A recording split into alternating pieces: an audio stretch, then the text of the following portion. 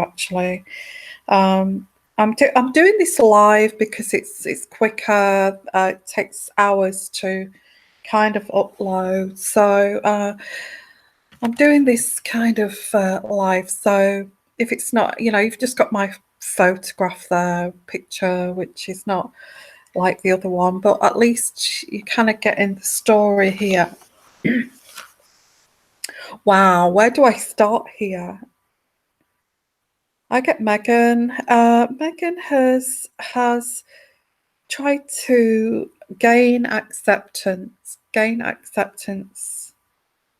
from William. Okay, so I do get this rift is between William now and Meghan. So Meghan is constantly now looking for acceptance from William, and William has got all the power here. And so he should have the power, but not in a kind of narcissistic way. Okay.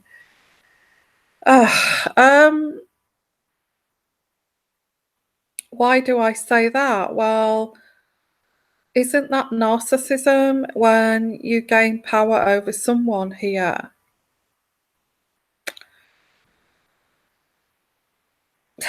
Well, I get that Meghan has actually seen here that William doesn't like her.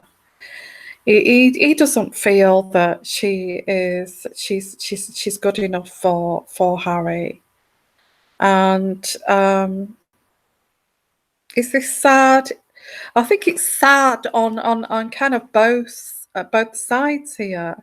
I think it's sad on William's side, but I also feel it's sad on Meghan's side too, because I think it's gone beyond this kind of initiation phase here. It's gone beyond that. It's got a bit kind of weird, And hello everyone. I am doing this live because it's quicker, and I wanted to get part 2 of this Meghan situation. So delving deeper here, delving deeper in this situation. Okay, we have William who loves his brother, and he can see the pitfalls of Meghan here. And it hurts him. It really deeply hurts him that he feels that his brother is kind of being made, an absolute laughing stock here amongst like the aristocratic set, and he feels this deeper than anyone should kind of feel this.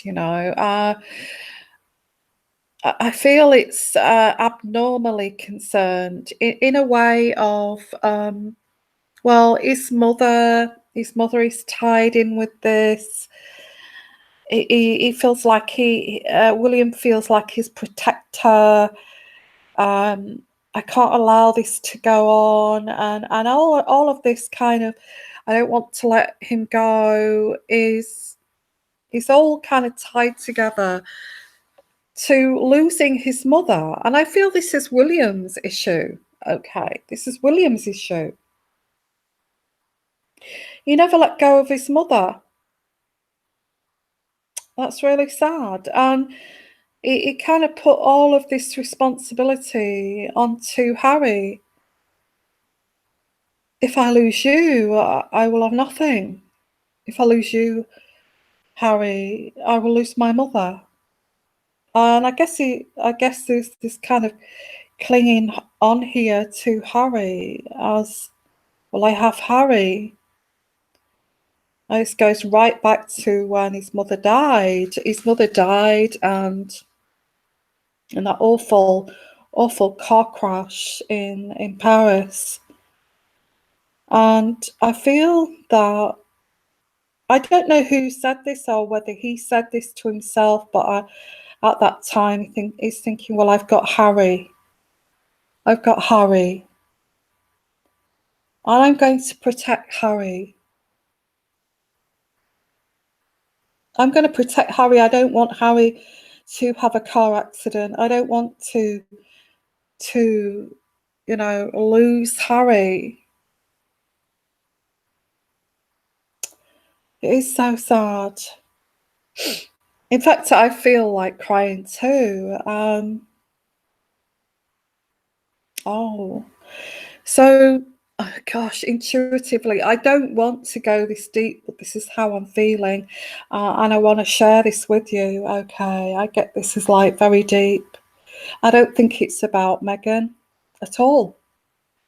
I feel it's about William losing part of his mother, which is in Harry. Okay.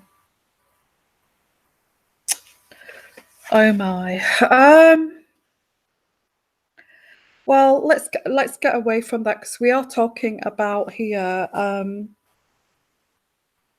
feel that's the root of this. Why he hates this Meghan.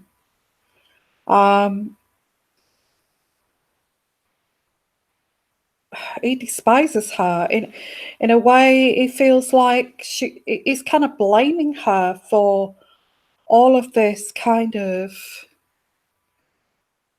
all of what happened to his mother in a way. You're not going to destroy Harry. You're not going to destroy Harry. I'm not going to let you destroy Harry. I'm not going to let you destroy my brother. I love my brother so deeply. And this is a bond that goes very deep. Okay. This is a bond that goes very deep. And yeah, I don't want to. You know what? I have to share this with you guys because I do feel this. I feel this very deeply, and this is what I'm picking this up intuitively. I have to. I have to. I feel those two boys, William and Harry, have suffered. They felt like complete orphans, after their mother died there, because the mother was kind of the kind of sustaining force in their lives, the love, the real kind of love in their lives. I mean, what happened when Diana died here? What happened?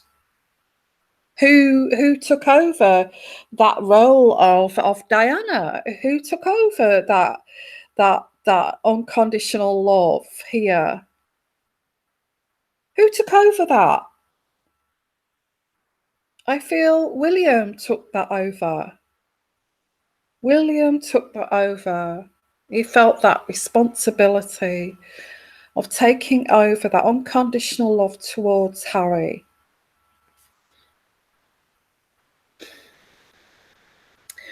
Now, I've started with this because I get that Meghan is here and he's over protective. Okay. And it doesn't matter. It doesn't matter here what Meghan does here. What Meghan does here will never be accepted by William. Okay. Hello, everyone, and thank you for joining me live here. Okay, thank you for your interaction. Please make your comments too, because it makes it stronger. It makes more the intuitive kind of energies more powerful if you kind of joining too. So,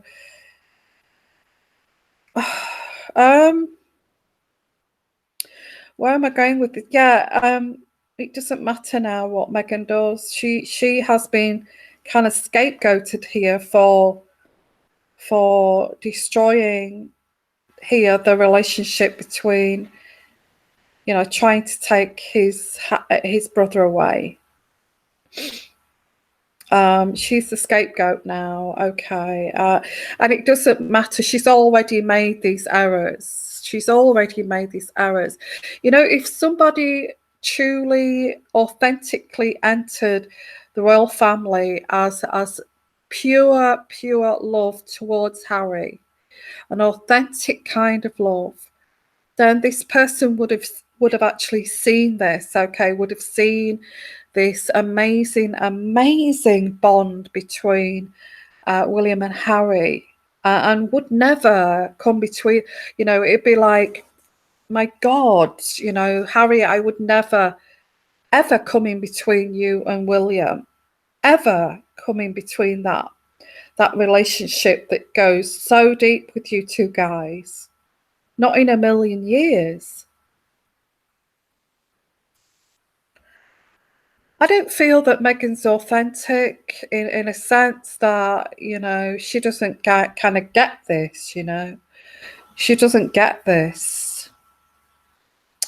I actually don't feel that Harry gets it either. I feel this is William, who has this kind of very deep kind of protectiveness around Harry.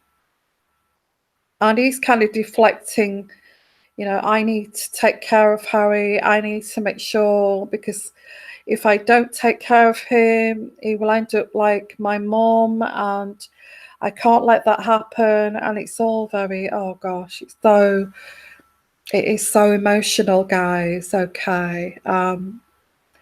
I feel that sometimes William will sit there very kind of in deep thought. And even, you know, that funeral, he kind of, if you look at that funeral there of Diana, when they started just to walk, when they started walking behind this gun carriage, when you see William taking that deep breath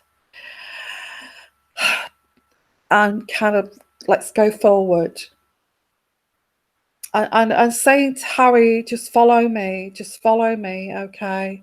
Just follow me, Harry. Just follow me. I mean, what responsibility that was for young William, okay? And that affected him deeply. Okay? Now, why am I bringing this in when I'm talking about Meghan? Okay, Meghan, well, there's no way that Meghan could love Harry as deep as that, as deep and spiritually as that. And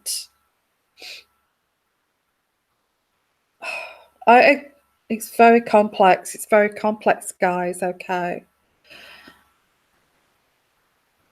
So here you have Meghan, who is from this kind of very dysfunctional family that she needs to get, as I said with one of the readings, that she needs this kind of this attention, this validation that she didn't get.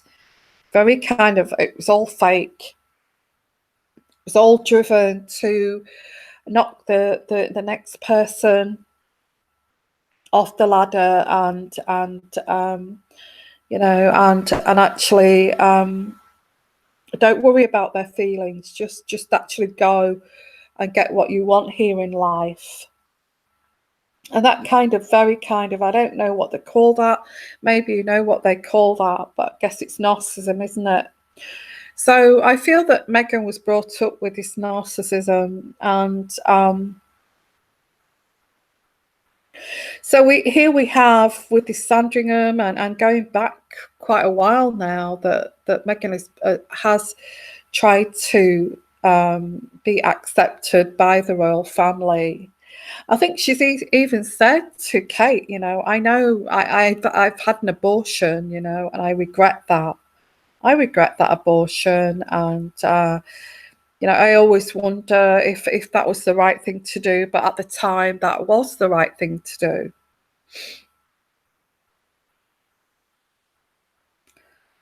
And I feel that Meghan has been open about this, like Meghan would be to a Hollywood star. Like if she was talking to Amel, and if she was talking to George Clooney, and I don't know, other people like in the Hollywood set, or actresses and actors, she would say, if she wanted to talk intimately with these people, she would probably say, yeah, that abortion really affected me, but I had to make that decision, and it destroyed me. It destroyed me, but that's something that I had to do. I made that choice at the time, and all that kind of thing. But this is very puzzling to the royal family. All this kind of Hollywood kind of lifestyle, it's all very puzzling, and this is where it does not marry together. It does not marry together, and I see this as, and I did do a recent kind of video of, is this the start of the separation here? Because these cultures are so different, so different. The cultures are so damn different. How on earth are those cultures going to kind of come together? I think Harry is accepting. He's more accepting of Meghan because he's had his wild side. He's mingled with that kind of culture. He does not see it as something to feel uncomfortable about. So he's thinking, well, he doesn't see the problem. And he says to William, what is the problem? What's the problem, William? I don't get this. And he does not get either. Harry does not get this protective side of Charles, and Harry does not get this protective side of William. He does to a certain extent, but not as kind of deep as this. Okay, this is like this is like something else. I think it's an issue that runs very deep with William, that he really should get therapy for this, because I feel that he's poured that all into Harry. I need to protect Harry. I need to make sure he's okay. That's my job. That's my job. I'm the older brother. I need to look after him, and this is all linked to Diana's kind of death here, because I feel at the time maybe they didn't think about, what guys are like. They don't think about things like this, and maybe Earl Spencer said to William, take care of your of Harry, your younger brother. That's your responsibility to take care of your younger brother. Oh my, and what a responsibility that is, of like a 14-year-old boy. So he maybe took that literally, of, oh my, I've got to look after my younger brother. And that stuck with him ever since that day of that funeral.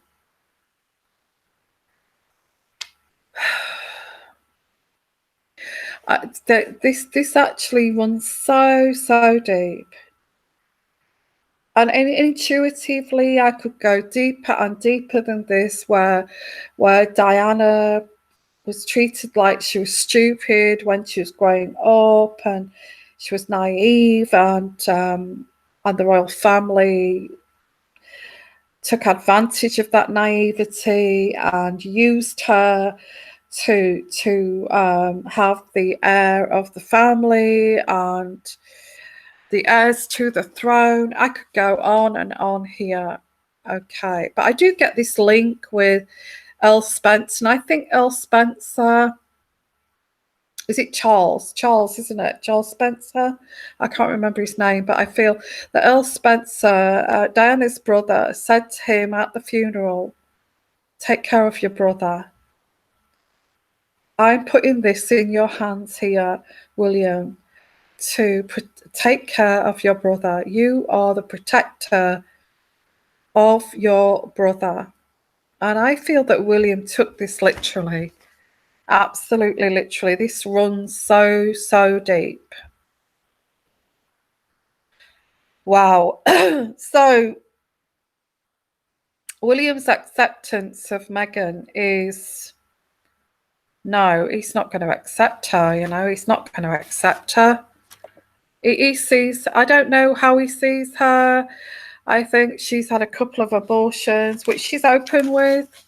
Meghan's open with that. She's talked to Harry about it. She's talked to all her film buddies about it. Who she's close to. I had an abortion. It was a decision at the time. And she was open about it, so it's not really an issue.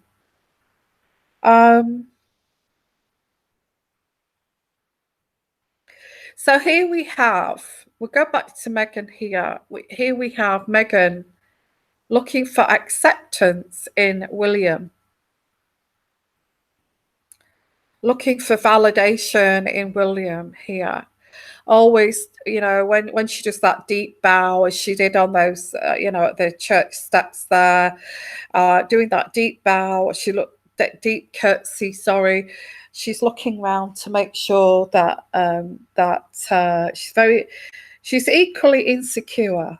She's equally insecure, and she's looking around to get validation from William because of all this kind of protective. He is the protector. He is the protector of Harry here. And there's nothing Charles can do about this because Charles feels very, very guilty, about his sons and Diana and having an affair with this Camilla and not giving up this mistress to be with Diana. He feels guilty, so he's kind of, well, I'm bumbling along here, and I didn't know what I was doing at the funeral, and that car crash and all of that.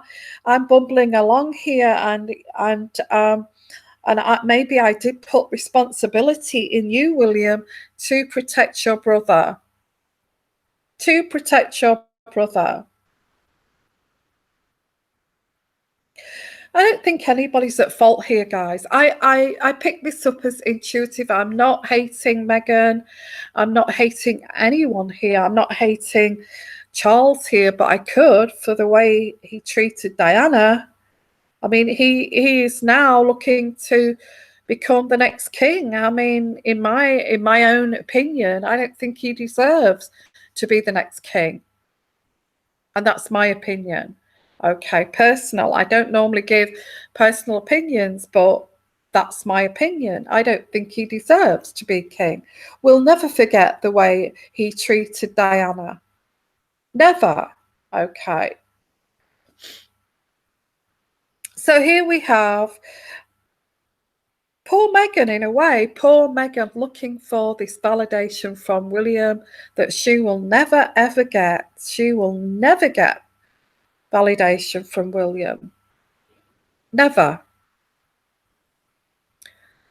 And I think that the way she's gone around this is like, oh, well, this is Meghan, okay, thinking this, oh, well, I don't want to give up my, I'm a 37-year-old woman and I'm not going to be, molded into something that I cannot be. And you can understand that.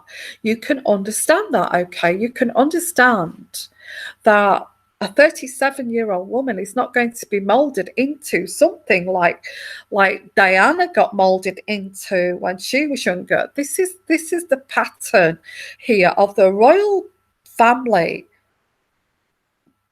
The royal family want to change the women that enter the royal family.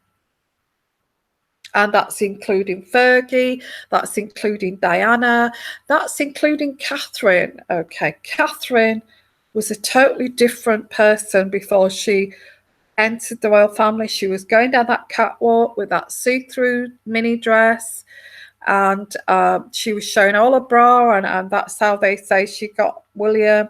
But after that, where did Kate go? Where did Kate go? Where did Kate go?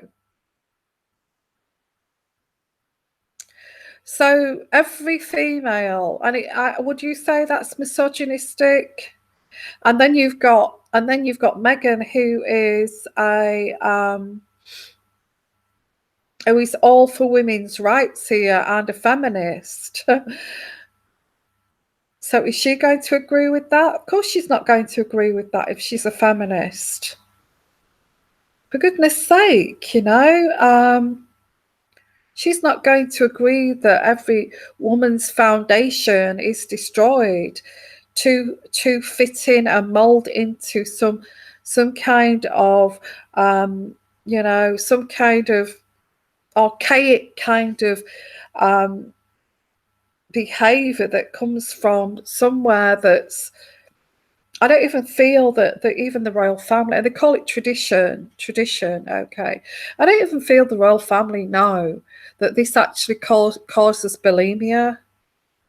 Getting someone to, destroying someone's spirit and then kind of building them up and molding them into something they're not actually causes a lot of mental issues. Uh, I think this is a lot more complex than we actually see on the surface. Meghan is intelligent. She's a self-made woman. Yes, she's had a couple of abortions, but many people have in that industry. And so what? So what? And I'm not anti-abortion, or I'm not pro-abortion or anything like that. I just feel that she's been open with that. She has. I've been open with that. I told everybody about that. My friends know about that. My brothers, my sisters know about that. Okay. And this is, I didn't want to go this deep, but I actually feel that I have to go this deep. Okay. So somebody mentioned the army, and actually I picked up the army. Yeah, the army. You've picked up there on something there, because look at all of these royals. They've all been in the army, okay. They've all been in the forces, and it's all very much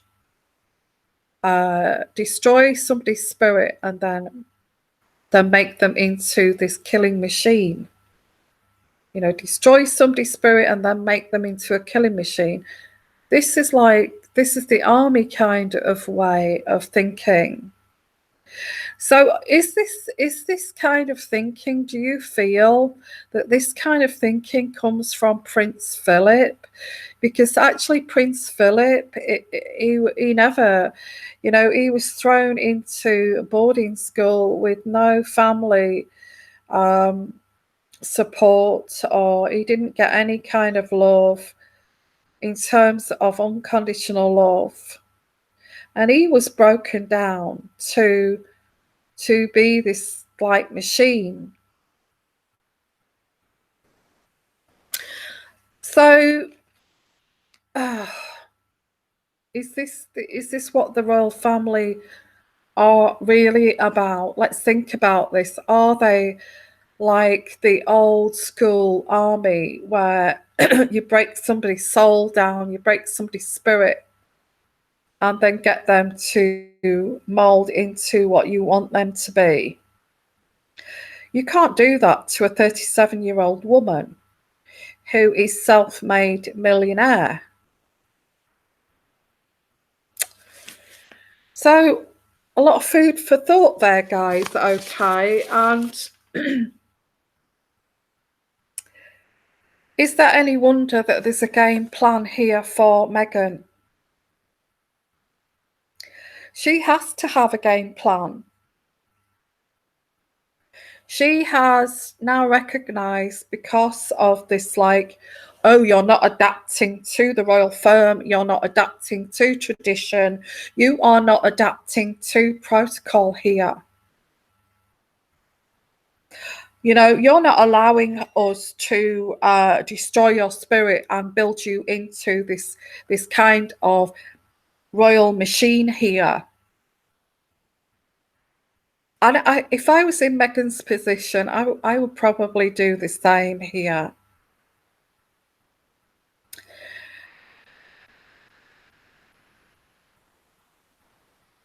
I would not, I would go against it because I can see what it stands for in terms of Meghan being this feminist. Is she going to be treated this way of you're not allowed to have your own opinion, you're not allowed to voice your opinion, you're not allowed to speak, you have to be seen there in the shadows, you have to take a back seat here.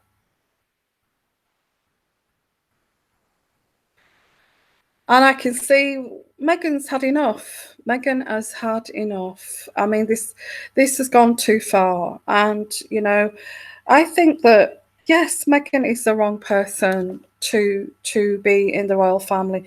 They need somebody who's from that kind of background already, who is already groomed. Okay. Because you cannot groom somebody who's 37.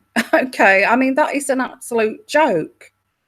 Somebody at 37 reaching 40, they've already found their self. I hope they have. They've already found their road that they're going down. They've already found their identity. So I'm not surprised that Meghan has written this journal. It's the only way that she can keep sane, I feel. So Meghan's game plan. Okay, Meghan's game plan is she has taken a stance of, I'm not going to change for anybody here. I am my own woman and I am a feminist here. And there's no way that you are going to destroy my soul, destroy my spirit, and make me be this person I don't want to be. So let's think about this, guys. What do you think of Meghan now? What do you think of Meghan now? Because I actually feel that if any of us was in that position of having to, just forget about who we are, forget about what we've achieved, forget about that course you took at university, forget about your acting career that you had to climb that ladder, forget about that role you took in Suits, forget about all of that, okay? That means nothing now.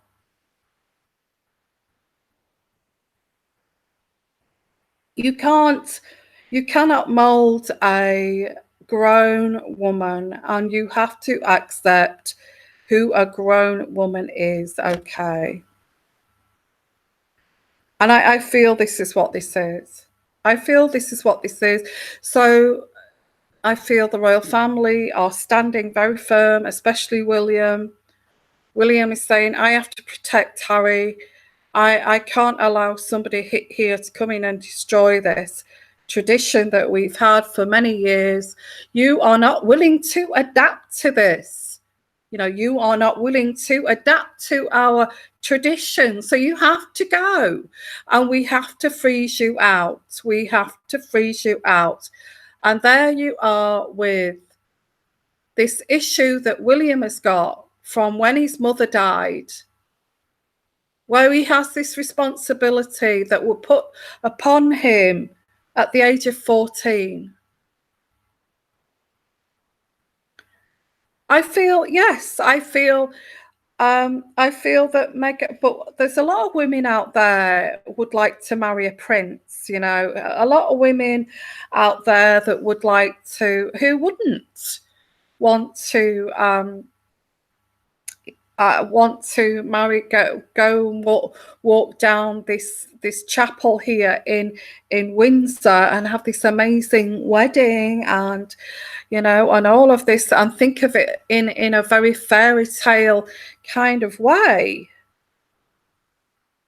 And kind of trying to put out of your head about Diana, trying to put out of your head about Princess Margaret, trying to put out of your head about Edward VIII, and trying to put out of your head about Fergie, because I've got this dream. I'm living the dream here, and nobody's going to take this away from me. Yeah, it's not real, Lisa. Absolutely, it's not real. But I think I'd be the same. I'd be the same. I'm going to live for the moment. I'm going to walk down this chapel here. I thought, wear the best kind of uh, Da Vinci kind of gown, and all of this. And, I think you would forget about everything. Well, I think, well, a lot of us wouldn't, I wouldn't. Well, in all honesty, you could get carried away with that, especially if you are a social climber, as like Meghan is a social climber, I feel.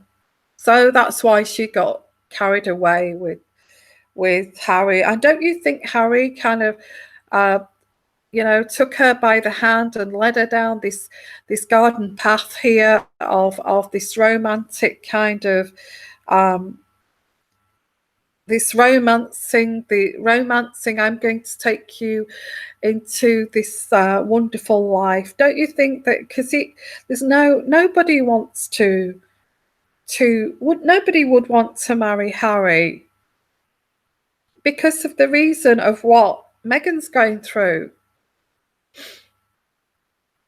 What's that, Daphne? Then Yvonne, she should leave. The family she wants to part of a particular requirements. Absolutely. When in Rome, yes. Do as the Romans, yes. She's not here. Okay. Yeah.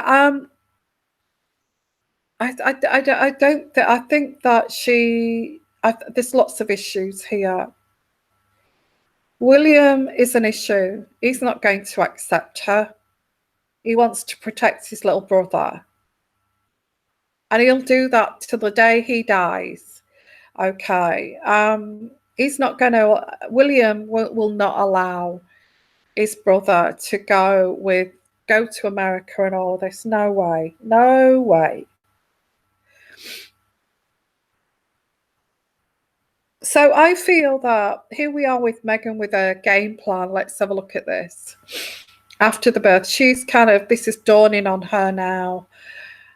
I'm being frozen out here because I've gone against the protocol. I've gone against tradition because I believe I'm 37 years old. I'm a woman and I'm not going to change. I'm not going to change now. And I can agree with that. I mean, Catherine how old was Catherine? 21 when, at 21 years old, you can be molded into the royal family. Of course you can. Not at 37. This is an era of the royal family, not Meghan, okay? Not Meghan. In fact, if I was Meghan, I would not want to change who I am. She wants to write her own speeches. But she's offended a lot of people by going against the protocol and not wanting to be. I want to be who I am, and it's like, and then this side of it, let's kind of modernize. Because I feel, again, I get a little bit of narcissism with Meghan. That's her flaw. She has a narcissistic trait. I am not going to change for anybody. It's your problem. It's your fault. You should adapt to me. I'm not going to adapt to the royal family. Okay. So there is a bit of narcissism there. I think William is concerned about that. The Queen is kind of thinking, I think the Queen is trying to accept her as a woman of 37 who has established her own kind of life here. The men in the family, like William, Charles, and are not willing to accept it because there is this kind of misogynistic kind of that the men rule in the royal family. The men rule, although we have got the Queen as the head here of the state. Believe it or not, there is this kind of Prince Philip as like, the man is wears the trousers, and he is the man here. Even if you have a wife who is the Queen, the men wear the trousers here. Prince Philip has a lot to answer to. And I know that he's getting older now, and I know that this is this is kind of attitudes of bygone years. And this is like outdated. And this is where Meghan's, let's update things, let's modernize, Because of Prince Philip here, I think there's lots of things that when Prince Philip passes, and he passes and dies here, I feel you'll see a lot of lightness of spirit, such as I feel that Prince Andrew would like to either live with Fergie or remarry Fergie, but I feel that Prince Philip would not allow that. So I feel he has a lot of control. Woo. So in terms of Meghan,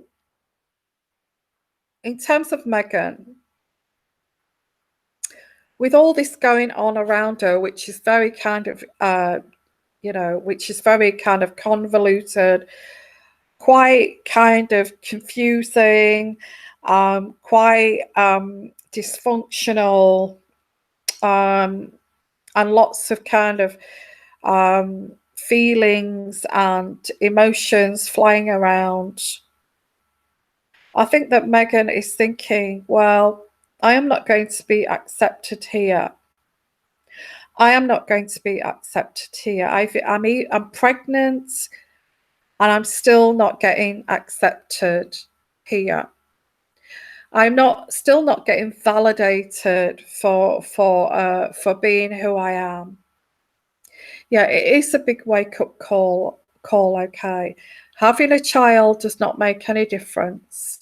I mean, look at Princess Diana. She had 2 children, and it made no difference at all, okay, the way she got treated.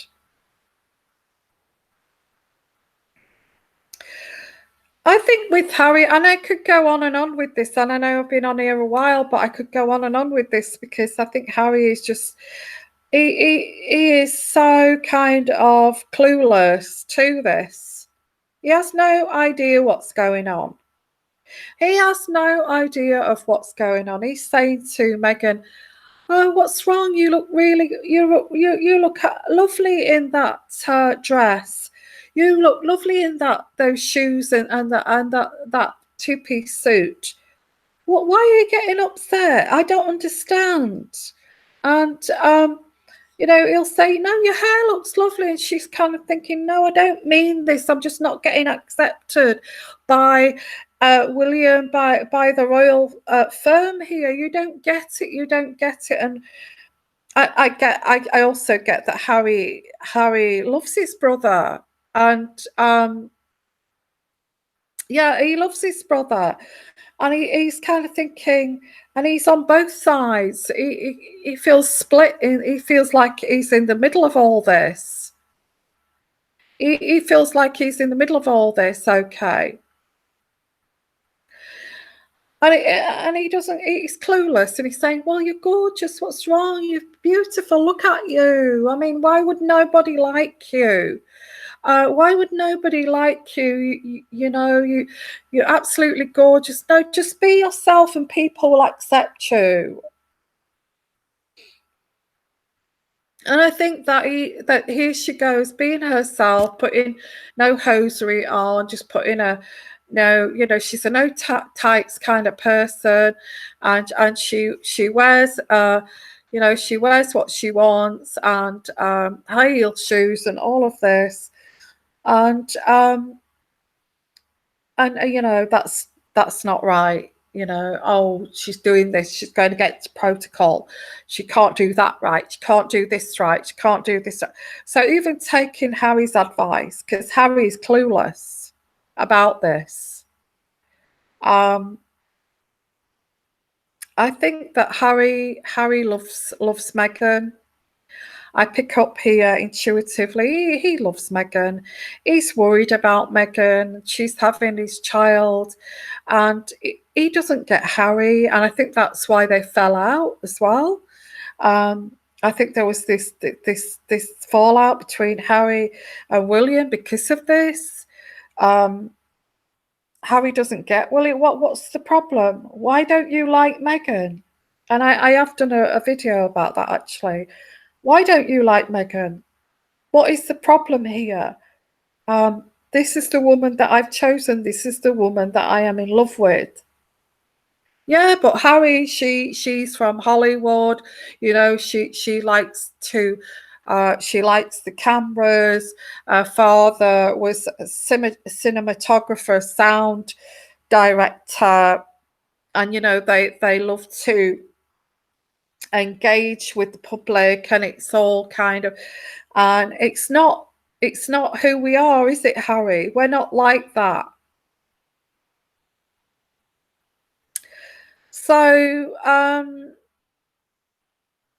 yeah, I think they have given her a chance, but she's not going to change. In fact, if I was in her position, I don't think I would change either. I wouldn't change for the royal family. I might wear a frilly dress and a pair of tights for a day, but after that, I'd probably think no thanks, kind of thing.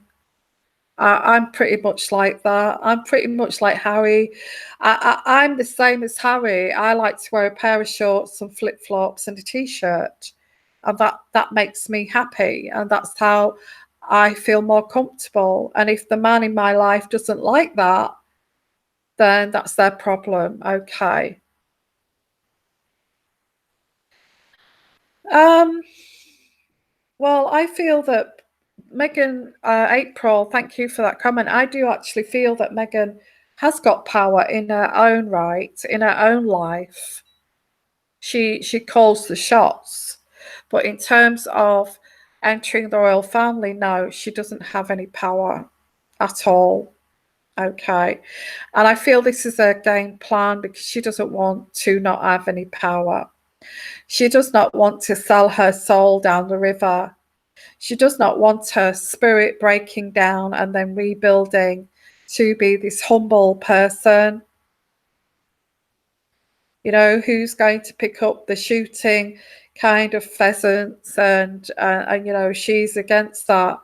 She's into she's into protection of wildlife and all of that. So she's not going to be broken down to actually agree to pick up pheasants and grouse after a shooting when it's very much her passion.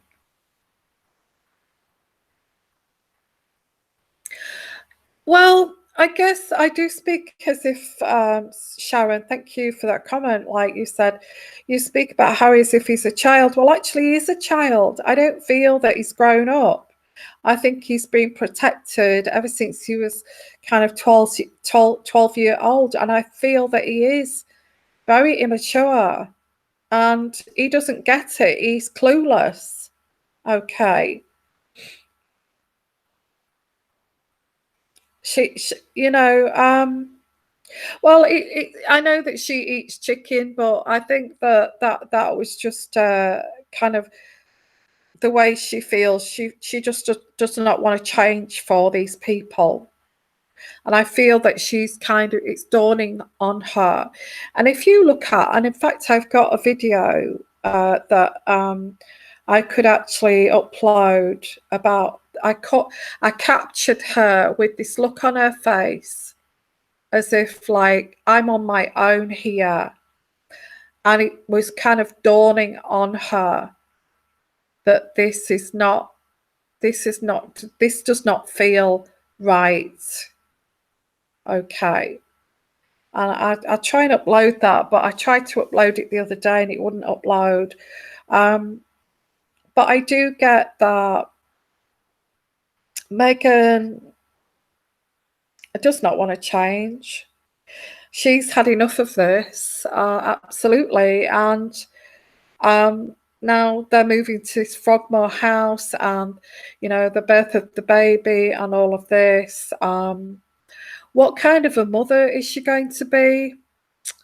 Well, I think she's very, very independent lady, and she will give birth to this child, and she will spend some time with the child. I get up to about 2 months, and then she'll be off to America to get a kind of to get back with her old friends, to get back into her old life here. She will make the effort to look like Kate. I think there's a lot of competition with Kate. Okay. So she is going to make the effort to be like Kate, there'll be lots of photographs and all of this. And I see her with, one of those, they had one of those car seats at the hospital. William took the car seat inside, put the baby in the car seat, and then I think that's all going to be emulated the same, and all of that. I think there's going to be a lot of effort into that. But as soon as they get into Frogmore Cottage, there is a nanny, there will be her mother, and I feel after 2 months off she will go to the United States. And it'll be like, it'll be like a duty trip. Like, I want to actually have this engage with the Americans, that kind of thing. Yeah, you're right, April. Meghan needs to be true to herself, absolutely. And I feel that this is it. It is. I think you can act for so long, but you can only act for so long, and you think, oh, I'm bored with that. I don't want that acting role anymore. I want to be who I am, and I want to be amongst my friends in New York and all of this. Okay, and yeah, I feel that she's acted her way through this role here. So I do get this. Okay. What's this? Patrina, have a look at the Remember It's Balcony video with the German Prime Minister wife. Actually steals sidelong look at the Queen with an expression I have never seen. Yeah, I think she's been, I feel that Meghan is getting tired of being told off like a child. When she's 37 years old, she's a millionaire. She's a self-made woman, and I'm sticking up for Meghan here. So nobody tell me that I'm a hater. But I think that we have misjudged her because of the way she's gone against protocol. Yeah, they've put her in a place. I mean, she doesn't like, Meghan thinks, I'm not going to be put in my place. I've been to university. I've worked myself through acting school. I've got some great kind of friends. I don't need you. I've got the money. Don't speak to me like that, kind of thing. And actually, I can understand that. you know, she's a self-made woman and she's a humanitarian, lots of charity work. And she's got people telling her off for petty things, for not wearing hosiery, for not wearing a hat, for not doing this, for not doing that. And I think that she likes to be famous. Meghan likes to be famous. I think um, I feel she this has helped her. This is helping her being this Duchess of Sussex, okay, is helping her. So I feel that she was in this for the long haul. And I don't feel she'll step out of this very quickly. Absolutely not. She has got her head screwed on. So I feel that the first steps here are to get her life back. To get her life back, to get her friends back. And Harry can come too if he wants to. But that's what he will be. It's like a little lapdog following her.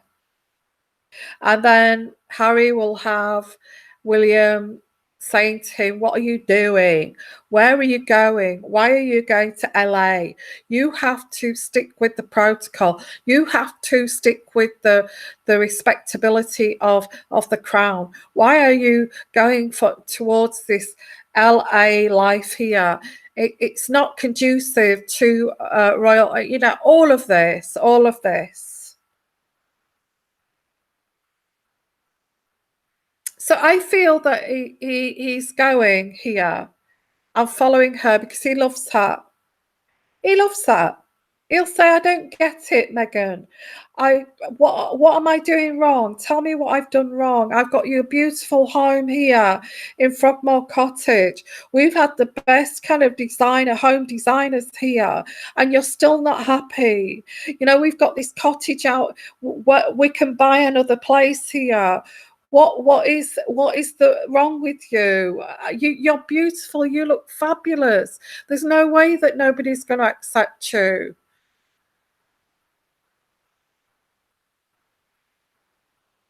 But I feel, yeah, I think this has gone on long enough, this session. Okay, guys. I will have to say, Meghan's plans next, as I said, and the reasons for this, after the birth of the child, I see her, she can't wait to get on that plane. She can't wait to get on that. I don't feel she will. I feel they will. I feel there's a very slow separation here. As I've said before, will Meghan run one of the videos that I did? She will do it slowly. I feel she will go for like 2 or 3 months, then come back. And then she will go again, maybe take the baby with her again, and backwards and forwards, backwards and forwards. I don't think she's going to spend a lot of time in the UK. And in the meantime, they've got duties to do together, like their job. And Harry will go off to Africa alone. He's going to do lots more duties on his own. Meghan is going to do lots more duties on her own. And in between time, I think she's just going to go off to the States to spend time with her mother. She may take the baby with her, but it's not like, "Oh, I'm going because I'm sick of Harry." I think she cares for Harry. I think she loves Harry, but I feel that she's realizing that he is a bit kind of stupid. I mean, I'm not saying that in a derogatory way. I just feel she thinks that he's got no power within that royal family whatsoever. Okay. I'm going to leave it there for now. I think that's part 2. I think there's lots more to tell you here. Okay. Thank you so much for your support here on the live kind of interaction here. Absolutely fabulous. Okay. I hope you've enjoyed that. If you're on catch up and you're catching up here, I hope you've enjoyed it like a little bit of a radio show, and I hope you've not fallen asleep already. If you have, well, at least I've got a calming voice. Okay. So good night, everybody, and that is part 2 of this kind of Meghan's next game plan, and she's tired of this freezing out. Okay. So sending you lots of love, guys, lots of blessings. If you'd like your own personal reading, please give me an email. Sex. I was going to say sex. I don't know why I said sex. sixsensetarot@gmail.com. Okay. And have a great year. I will be doing the Astro tarots next. Okay. So look out for those for each of your signs. Okay. Sending you. I don't think there's going to be a divorce yet, okay, but this is the start of a separation. And I did upload a video of the reason of this start of this Freudian slip, yeah. This is the start of this separation, okay. And I did a video on that, so go and have a look at that. That's to do with William. Okay, so sending you lots of love, lots of blessings, and you take care, everyone. Okay, bye-bye.